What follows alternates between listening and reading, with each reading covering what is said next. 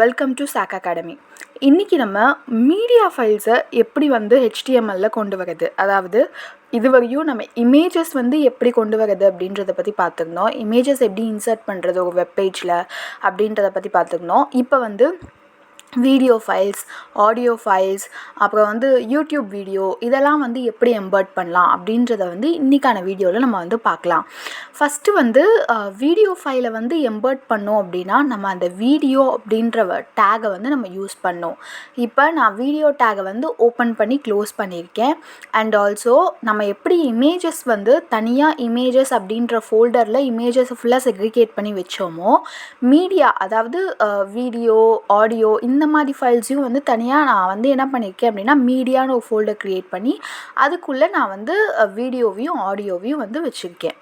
So இப்போ நான் என்ன பண்ணியிருக்கேன் அப்படின்னா சோர்ஸ் அந்த சோர்ஸ் அண்டு நம்ம இதுக்கு SRC மட்டும் யூஸ் பண்ணுவோம். இமேஜ் IMG அப்படின்றது யூஸ் பண்ணி SRCன்னு யூஸ் பண்ணுவோம்.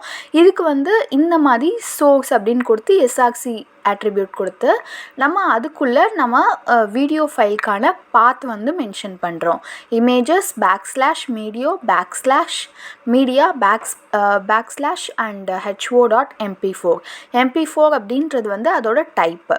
ஸோ அந்த டைப்பை நம்ம கொடுக்கணும்.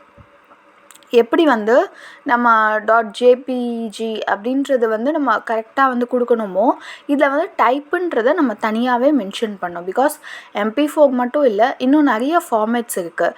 ஸோ அதனால் நம்ம mp4 ஃபார்மேட் இது அண்ட் /வீடியோ இது வீடியோவில் mp4 ஃபார்மேட்டில் இருக்குது அப்படின்றத தெளிவாக நம்ம மென்ஷன் பண்ணோம். இப்போ மென்ஷன் பண்ணதுக்கப்புறம் நமக்கு அங்கே டிஸ்பிளே ஆகுது. பட் ஆனால் நம்மளால் எதுவுமே இப்போ வீடியோவாக நம்ம பார்க்க முடியல. இது பார்க்கணும் அப்படின்னா நம்ம வீடியோ டேக் ஓப்பன் பண்ணியிருந்தோம்ல, அந்த இடத்துல நம்ம கண்ட்ரோல்ஸ் அப்படின்றது நம்ம கொடுக்கணும். அப்போ தான் வீடியோ கண்ட்ரோல்ஸ் அப்படின்னு கொடுக்கும்போது நமக்கு அது ஒரு வீடியோவாக டிஸ்பிளே ஆகும். இப்போ எனக்கு வீடியோவாக டிஸ்பிளே ஆகுது, பட் ஆனால் ரொம்ப பெருசாக இருக்குது. ஸோ நம்ம விட்த் அண்ட் ஹைட் இந்த மாதிரி நம்ம செட் பண்ணிட்டோம் அப்படின்னா நம்மளோட ஸ்க்ரீன் சைஸ்க்கு ஏற்ற மாதிரி அது அட்ஜஸ்ட் ஆகிக்கும். ஓகே ஃப்ரெண்ட்ஸ், இப்போ நம்ம அடுத்து ஆடியோ ஃபைல்ஸ் எப்படி எம்பர்ட் பண்ணுறது அப்படின்றத பற்றி பார்க்கலாம். ஆடியோ ஃபைல்ஸ் யூடியூப் வீடியோவை தான் நம்ம எம்பர்ட் பண்ணுறது அப்படின்னு சொல்லுவோம்.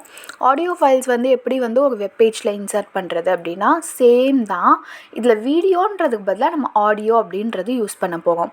ஆடியோவுக்கு நான் என்ன யூஸ் பண்ண போகிறேன் அப்படின்னா வேற ஒரு ஃபார்மேட் mp3 அப்படின்ற ஃபார்மேட் நான் யூஸ் பண்ண போகிறேன்.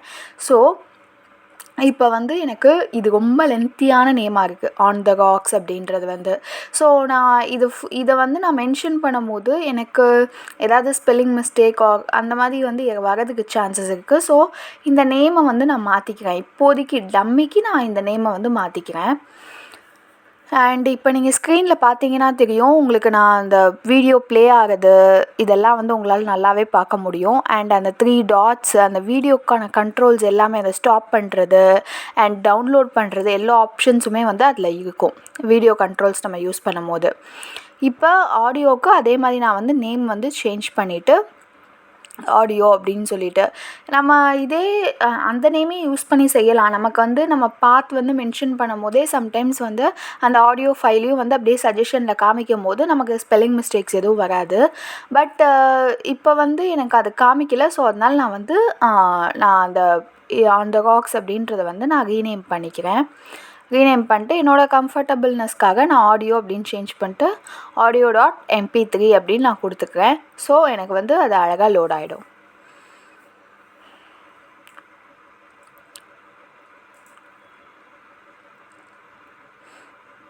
இன்னும் நான் அந்த நேமை சேஞ்ச் பண்ணலை. இங்கே ஆன் த ராக்ஸ் அப்படின்னு தான் கொடுத்துட்டு இது எனக்கு டைப் பண்ணுற போது அந்த சஜஷன்ஸ் வரல. ஸோ இது இவ்வளோ பெரிய ஸ்பெல்லிங்காக இருக்கிறதுனால இது மிஸ்டேக் ஆகிறதுக்கு சான்சஸ் இருக்குது. அந்த ஆடியோ லோட் ஆகவே இல்லை. எனக்கு சைடில் பார்த்தீங்கன்னா தெரியும், அப்படியே அந்த மினிட்ஸ் அப்படியே நிற்குது. ஸோ அதுக்காக நான் என்ன பண்ணுறேன் அப்படின்னா நான் சிம்பிளாக ஒரு நேம் மாற்றிக்கிறேன், audio.mp3. ஸோ இப்போ எனக்கு அந்த ஆடியோ ஃபைல் சேஞ்ச் ஆகிடுச்சு அண்ட் மியூசிக் உங்களால் ஹியர் பண்ண முடியுது.